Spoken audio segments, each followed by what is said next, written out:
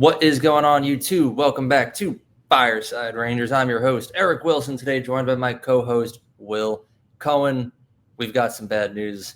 Just as we were starting to get excited about making the deadline content for you all, talking about all the players the Rangers should get, there's been a situation that has developed.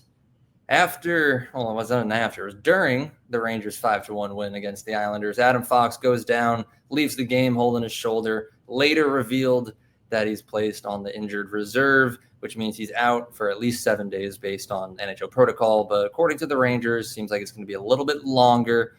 They say hopefully he'll be back by the end of the season, but for the next couple of weeks, the Rangers are going to be without Adam Fox. So the question now remains, without our best defenseman, is it worth it to still try to make this playoff push and be buyers at the deadline? Or is this the sign that we need that the season's over, scrap it, and let's be conservative sellers? I am leaning towards just conservatively sell. I don't think we need to go out and get any other big fish here. I don't know if it's happened, boys. I'm going to be honest with you. It's still close. We're 4 points out of a playoff spot with a game in hand. We play against the Leafs tonight, so we'll see how that goes. But to me, I think the plan needs to change. It's time to start to retool and think about next season. But we'll figure out how Will feels and keep getting into these reasons as we go. So we're going to get right on into it. Please like, subscribe, ring that bell to miss notification, leave your thoughts down in the comment section below, and be sure to follow us on all of our social media platforms at Fireside Rangers. But Will, I'm just going to take your line. I'm absolutely exhausted. I'm tired. So you're not allowed to take that. How are you doing today? I'm doing good. Been hanging out with my girlfriend. Got to sleep in a little bit today, which was nice. Stressing about the Rangers and Adam Fox going down. I think yesterday at practice or today, it was either today or yesterday. I think it was today. At practice, I think they had 5 forwards on the power play one. I think it was Kreider, Miller, Zibanejad, Panarin, and Loff. Now, So, I'm going to let you continue, but I also just want to bear in mind that JT Miller hasn't been practicing because he's been sick. So that's why we don't hear that name involved on this power play. But continue. damn. I actually did not know he was out with an illness. It was, yeah. That is bad. But obviously the Rangers have lost Adam Fox already. Keandre Miller went down in the same game. He was practicing in a non-contact jersey. Thank God. Dodged a bullet, losing 2 of our top 4 defensemen. I'm with you. I know we talked about it in a video recently. Conservative sellers sell off the pieces, like your UFAs that you know you're not going to bring back. If there's any like rentals that are not rentals, but any guys they think they want to sign long term, something like that, maybe you go out and do that as well. I know there were some, I think Larry Brooks wrote about that in an article that the Rangers they don't want to get rentals, they want to get guys that they can sign long term. But I'm with you, and my thoughts from I think it was on Monday or Tuesday, that they should be conservative sellers and go from there. Yeah. Now, I think to me, like that is kind of a minor change. Like I feel like we always were going to have to conservatively sell a little bit, even if we were going to be buyers at this point. But, I look back to the video we made a couple days ago. We said like the 3 must trades were Ryan Lindgren absolutely had to go. Keandre Miller absolutely had to go. But now with Fox gone for a while, if we want to make the playoffs, I feel like we can't trade them anymore unless somehow, some way, Drury pulls off some masterclass, which he has done in the past, I will say, and gets better defensemen than Lindgren and Miller. I feel like we kind of have to keep them now because, no team is ever going to just give up, say the season's a scrap. I know I said that earlier in the intro, but obviously the Rangers are going to keep trying to win hockey games and slip their way into a wild card spot. That's not going to be possible if you're down your best defenseman, who happens to be one of the best defensemen in the world, and then you're trading away other defensemen. So as much as I really want to get rid of Lindgren and as much as I really want to get rid of Miller, I don't see a way in which that happens and the Rangers also make the playoffs, which kind of alters the future then, because now then are we going to re-sign them? Because they're both upcoming free agents. So I feel like this one injury has just altered the timeline significantly, where all these players that just a couple of days ago I would have given a guarantee that wouldn't be on this team next season are now more than likely going to be sticking around. So to you, how does that change for you? How does this Fox injury change the fate of Lindgren and Miller? I think that Miller was always going to be a question mark at the deadline. I don't think there was like going to be a guarantee he was going to be gone. Lindgren, I think you can still move. I think if you do, you'd probably have to you'd want to realistically want to get a defenseman back, obviously, or maybe they trade him and in a different package they go out and get someone else, sign him long term. I have no clue, but I think right now trading Lindgren and Miller wouldn't be the best idea for the Rangers. Our defensive depth isn't great. In the AHL. I mean, you could bring up some young guys, see how they do, see how they run, but if you're going to trade Miller, you obviously want to get, or Miller and Lindgren, you obviously want to get a defenseman back. I think now in their plans is they're probably just going to trade one of them instead. To me, I would think. I mean, we do have Zach Jones, who I think is the only NHL ready defenseman we have not on our normal current active roster. But I feel like even that is a question mark at this point. Like, is Zach Jones ready? I know he's had some really good stints with the Rangers and he's looked really good, but I don't know if is he going to be able to slide up into a top 4 spot right away?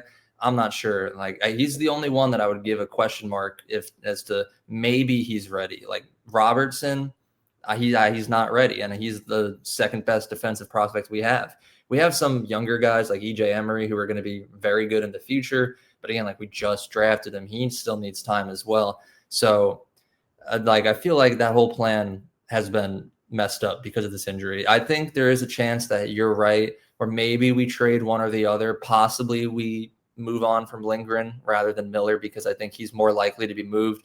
But then looking back to yesterday, some reports that we read around the internet saying that Lindgren could possibly bring back maybe a second round pick or possibly a third and a top prospect, or not like a upper mid-range prospect. I think the wording was like not a Brennan Othman type player, but someone in the middle. But that would have been nice if we didn't need a defenseman. If we're going to get rid of them, we need a defenseman here to play in the absence of Adam Fox. On top of the fact that even when Fox is healthy, our defensive core is still terrible. So at this point, I'm kind of just scared to touch it. And I feel like the plan needs to change where the must trades aren't going to be these really bad players that we're trying to make better. It's just going to be bottom 6 players and bottom pairing players that maybe we can just trade away in exchange for some draft capital and clear up some space for a bigger move to be made in the offseason. Like now my must trades are probably Jimmy VC and players of that caliber. Maybe like Kaliev possibly, but I don't know. I feel like the whole plan just got messed up. I'm still going to put Riley Smith on my must trades just because, but the players like VC, Brodzinski, those types of players, I feel like is who we're going to move on from for maybe 3rd and 4th round picks at most. Mm-hmm. That's my take. Who's your updated list? I think maybe VZ, obviously Riley Smith still. I feel like those are like the only 2 players that I would say like they're going to probably move on from. They could go with Johnny Brodzinski. I don't know what they would do with that, but I think I agree with you. I think those are like really the only couple players I can think off the top of my head that they would move. Yeah, like it just seems like this deadline that was going to be so focused on fixing the defensive core has now just been like, well, we got to take what we got back there on the blue line and see if we can figure something else out. I think they could still move Lindgren. When you think about it, obviously you still have Schneider, Miller, Borgen, and Jones. So you probably would move up. Borgen and Miller would probably move up to the first pair, I would think. Schneider and then you're still down a defenseman. Oh, crap. I know. It's like, yeah. It's like I thought I had this good plan in my head, and it just all went to crap because I'm like, I know. Man. That's the whole point. Like we laid down the foundation. We understood what the Rangers were going for. We had a plan set up about what to talk about. Oh, wait, you still can't do it. Okay, so Borgen and Miller go up to the first line, I guess. Then Vakanainen and Schneider on the second pair, or not line, second pairing, and then the third pair would probably be Robertson and Zach Jones. But are we going to make the playoffs with a defensive pairing of Robertson and Jones? Well, that's why you give them sheltered minutes. But yeah, it's still a lot different than having. But then we're trusting normal pairings. We're trusting Keandre Miller in a more prominent role, and Borgen's been fine. Vakanainen's been fine, but like they're not clutch players, Mm-hmm. They're not the type of players to get it done. Like if Vakanainen and Borgen are not point scorers, really.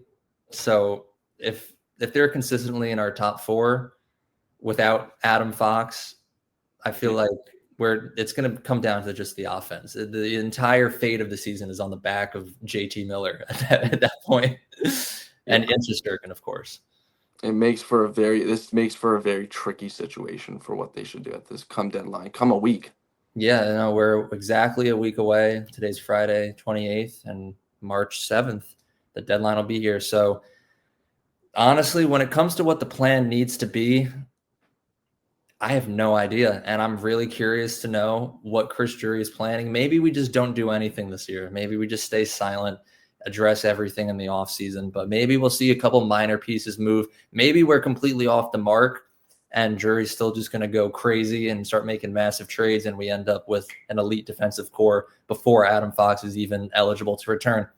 So it'll be, I guess it's a slightly more entertaining than it could have been, because now we have absolutely no clue what's going to happen.